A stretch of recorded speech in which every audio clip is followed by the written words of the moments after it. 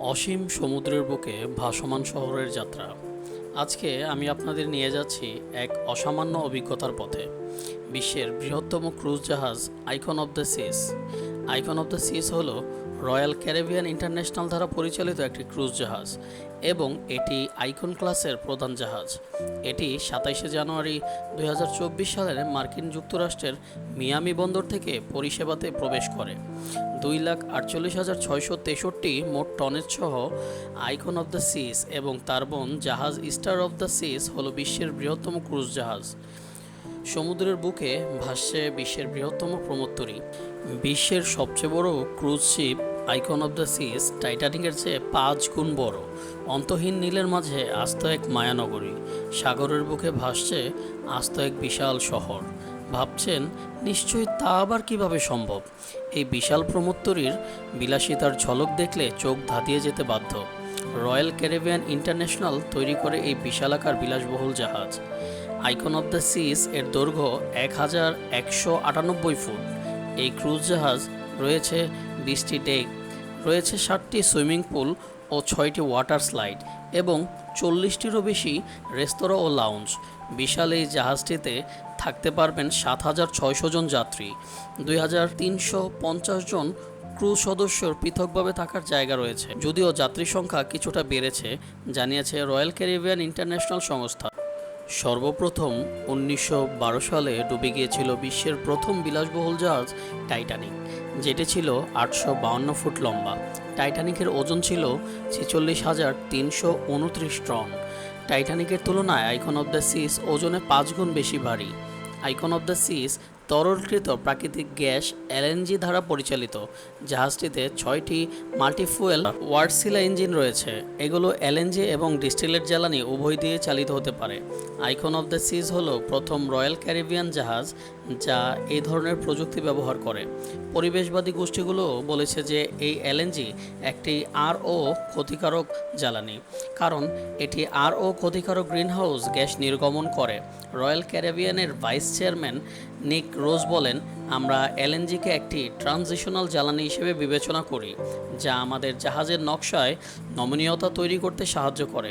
জৈব জ্বালানি, মিথানল এবং তীরে বিদ্যুতের মতো অন্যান্য শক্তির উৎসের সাথে এলএনজি আমাদের বিকল্প জ্বালানি কৌশলের একটি অংশ। জাহাজটি ডিজাইন করেছিলেন স্থপতি এবং ডিজাইনারদের একটি দল। Architects Wilson Butler, Tree Deluxe, RTKL, Skylab architecture ডিজাইনাররা নতুন ধারাগুলো প্রবর্তন করেছিলেন, যার মধ্যে রয়েছে অ্যাকোয়াডোম, যার অর্থ জাহাজের উপর একটি কাচের গম্বুজের নিচে একটি ডাইভিং ও পারফরমেন্স স্থান। মুক্তা, রয়্যাল প্রমিনেন্ট, একটি গতিশীল শিল্প স্থাপনা হিসেবে ডিজাইন করা এবং একটি কাঠামোগত বৈশিষ্ট্য। Absolute zero, ice skating rigs এবং বিনোদন স্থান। সার্ফ সাইড, এটি একটি পারিবারিক পাড়া। দ্য হাইডওয়ে, সমুদ্র সৈকত ক্লাব যেখানে যে কোনো জাহাজের প্রথম ঝুলন্ত ইনফিনিটি পুল রয়েছে। থ্রিল আইল্যান্ড, যার অর্থ সমুদ্রের বৃহত্তম ওয়াটার পার্ক, যেখানে 6টি ভিন্ন ওয়াটার স্লাইড রয়েছে। জগিং ট্র্যাক, একটি 670 মিটার লম্বা 2,197 ফিট লুপ, যা ডেক 5-এ জাহাজের ঘেরের চারপাশে আবৃত।